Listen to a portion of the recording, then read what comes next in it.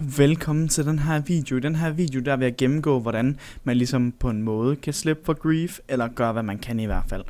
De plugins vi skal kigge på er NoCheat Plus, Core Protect og World Edit. World Edit er kun på grund af, at det skal man bruge sammen med Core Protect. I første omgang starter du med at hente dem alle sammen. Det går vi lige stille i gang med, og henter dem alle sammen.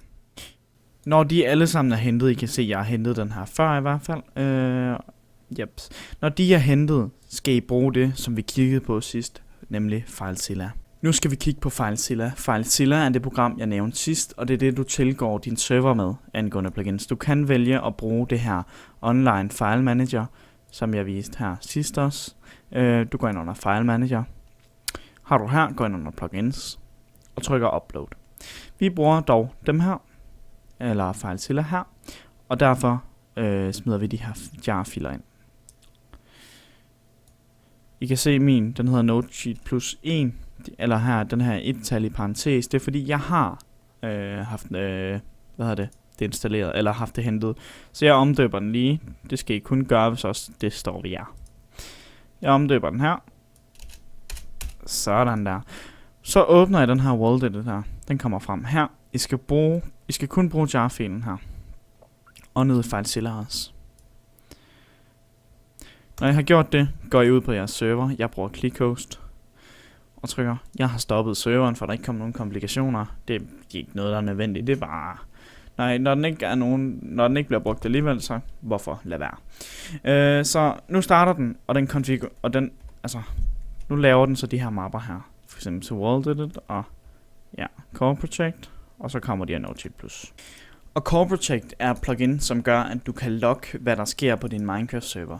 Du er ikke afhængig af at bruge en såkaldt MySQL-server. Så hvis du bare sætter det her ind, er det fint. Hvis du vil vælge at bruge en MySQL-server, skal du skrive true. Sådan her. Sådan der. Når du har skrevet det, så går den ind og skal bruge de her data her. Men det skal jeg ikke, så jeg skriver false.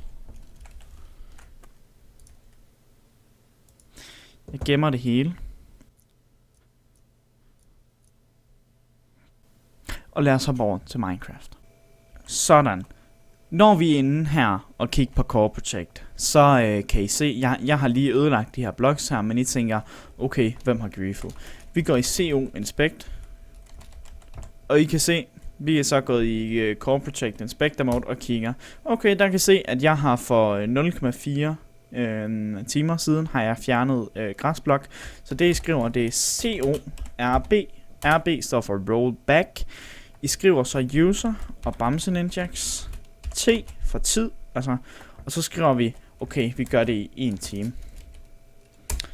Så kan I se her, så er alt rollet back af det der skete. I kan se nede i chatten, hvor meget der er rollet back. Men jeg vil lige lægge nogle links nede i beskrivelsen, hvor I kan se lidt mere. Og grunden til, at vi installerede NoCheat Plus, det gør ikke nogen som sådan ting, men det er altid godt at have i form af til cheat. Så det er sådan set bare en standard, man skal have på sin server, hvis man vil undgå grief, hack og diverse ting.